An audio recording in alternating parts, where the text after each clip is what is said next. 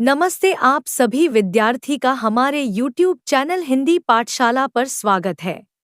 आज हम कैलकाटा यूनिवर्सिटी के दूसरे सेमेस्टर हिंदी DSCC 2 मेजर और माइनर के पाठ्यक्रम आधुनिक हिंदी कविता छायावाद तक को पढ़ेंगे।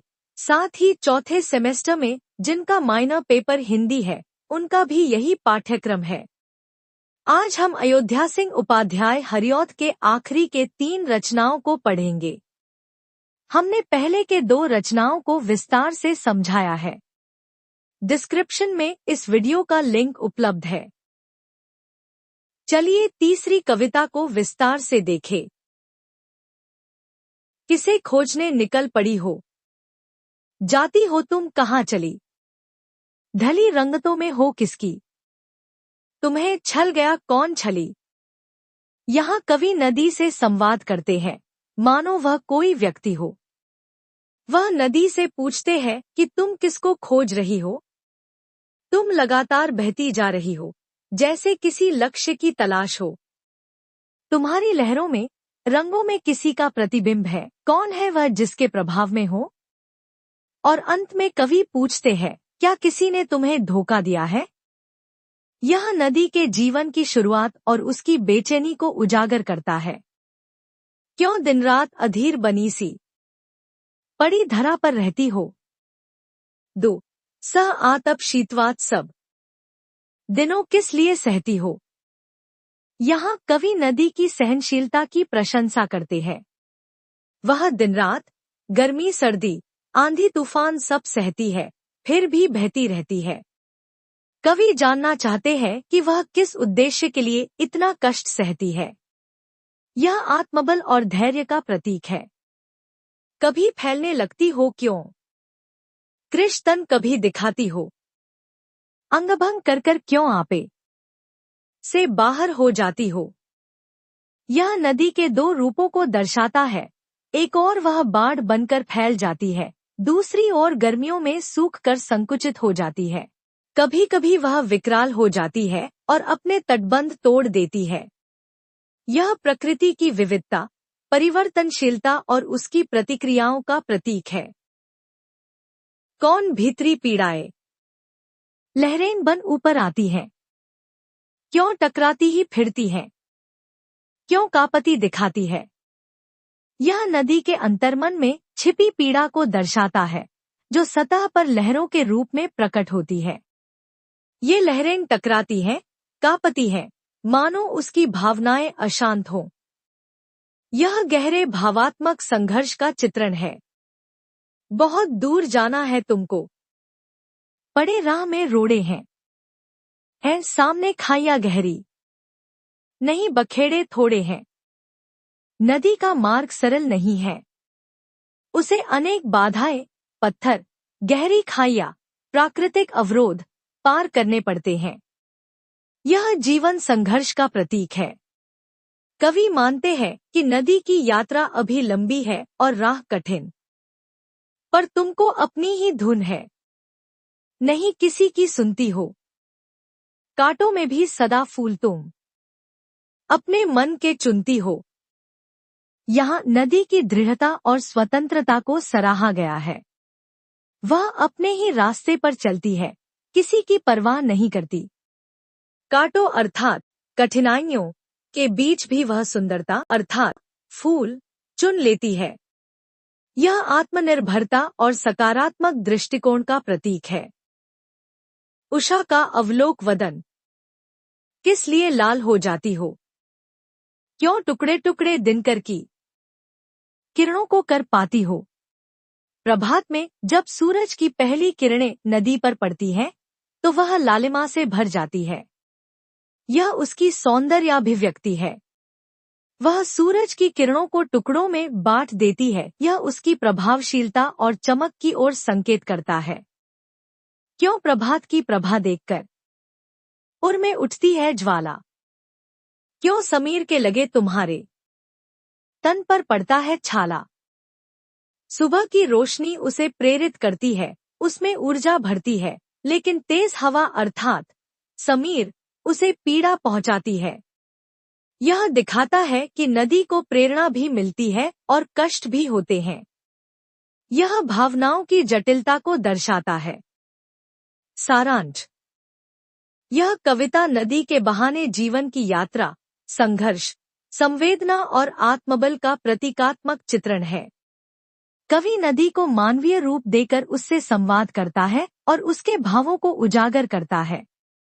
वह उसके संघर्षों, उतार चढ़ाव, स्वतंत्रता और सुंदरता को महसूस करता है। यह कविता प्रकृति और मनुष्य के गहरे संबंध को दर्शाती है और हमें यह सिखाती है कि कितनी भी कठिन राह हो, यदि संकल्प और आत्मबल हो, तो हर मंजिल पाई जा सकती है। इस रचना के कठिन शब्दार्थ। चलिए अगली कविता को देखें। प्रकृति चित्रपट असित भूत था, क्षिति पर छाया था तमतोम। भाद्रमास की अमानिशा थी, जलद जाल पूरित था व्योम। कालकालिमाक्वलित रवि था, कलाहीन था कलित मयंक। परम तिरोहित तारक चय था कज्जलित ककुब का अंक। कवि एक अत्यंत अंधकारमय रात का चित्रण करते हैं। प्रकृति का पूरा दृश्य काले रंग से ढका हुआ था और पृथ्वी पर गहरा अंधकार छाया हुआ था। यह भाद्रपद माह की अमावस्या की रात्रि थी, जब आकाश बादलों से भर गया था। सूर्य पहले ही अस्त हो चुका था और चंद्रमा भी अपनी कला, रूप खो चुका था, यानी वह दिखाई नहीं दे रहा था। तारों का समूह भी ओझल था और दिशाएं भी कोयले की तरह काली हो चुकी थी। पूरा वातावरण घोर अंधकार से घिरा था। दामिनी छिपी निविड़ घन में थी, अटल राज्य तम का अवलोक था। निशीत का समय, अवनितल का निर्वापित था आलोक। ऐसे कुसमय में तमवारिधि मज्जिद भूत निचय का पोत। होता कौन न होता जग में यदि यह तुच्छ कीट खद्योत। बिजली अर्थात दामिनी भी घने बादलों में छिपी हुई थी। अंधकार का शासन पूरी तरह से फैला हुआ था। यह मध्यरात्रि अर्थात निशीत का समय था और धरती पर कोई प्रकाश नहीं था, सब कुछ अंधेरे में डूबा था। ऐसे घने अंधकार के समय में यदि यह छोटा सा जुगनू अर्थात खद्योत भी न होता, तो संसार में कोई प्रकाश का अनुभव ही न कर पाता। जुगनू अपने नन्हे से शरीर में थोड़ी सी रोशनी लेकर अंधकार में चमकता है और उम्मीद की किरण बनता है। सारांश। यह कविता अंधकारमय वातावरण का वर्णन करते हुए खद्योत, जुगनू की छोटी सी परंतु प्रेरणादायक भूमिका को दर्शाती है। जब चारों ओर घना अंधकार छा जाता है और प्रकाश का कोई स्रोत नहीं होता, तब यह तुच्छ सा जुगनू अपनी अल्प शक्ति से भी प्रकाश फैलाता है। प्रतीकात्मक अर्थ में यह कविता हमें सिखाती है कि यदि हम छोटे भी हैं, तो भी अंधकार के समय में हमारी थोड़ी सी रोशनी अर्थात सच्चाई, प्रयास, साहस बहुत महत्वपूर्ण हो सकती है। यह कविता साहस, आशा और आत्मबल की प्रेरणा देती है। इस रचना के कठिन शब्दार्थ। चलिए अंतिम कविता को देखें। है जन्म लेते जगह में एक ही पौधा उन्हें है पालता। रात में उन पर चमकता चांद भी एक ही सी चांदनी है डालता। फूल और कांटा दोनों एक ही पौधे पर जन्म लेते हैं और उसी पर पले बढ़ते हैं। उनके ऊपर एक ही चांद चमकता है और एक सी चांदनी उन पर पड़ती है। इसका अर्थ है कि वे दोनों एक जैसे वातावरण और परिस्थितियों में जीवन प्रारंभ करते हैं। यहाँ कवि यह दर्शाना चाहते हैं कि परिस्थितियां एक जैसी होने पर भी परिणाम अलग हो सकते हैं।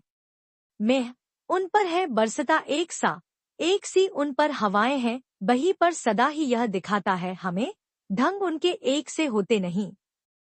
फूल और कांटा दोनों पर एक जैसा पानी बरसता है, एक जैसी हवाएं चलती हैं, परंतु उनके व्यवहार एक जैसा नहीं होते। फूल कोमल और सुगंधित होता है, जबकि कांटा चुभने वाला और कठोर। कवि यह संकेत करते हैं कि बाहरी समानता के बावजूद आंतरिक गुण और स्वभाव भिन्न हो सकते हैं। छेद कर कांटा किसी की उंगलियां फाड़ देता है, किसी का वर वसन प्यार डूबी तितलियों का पर कतर, भंवर का है भेद देता श्याम तन। कांटा हानिकारक होता है, वह किसी की उंगली को घायल कर देता है। वर अर्थात दूल्हे के वस्त्र को फाड़ देता है।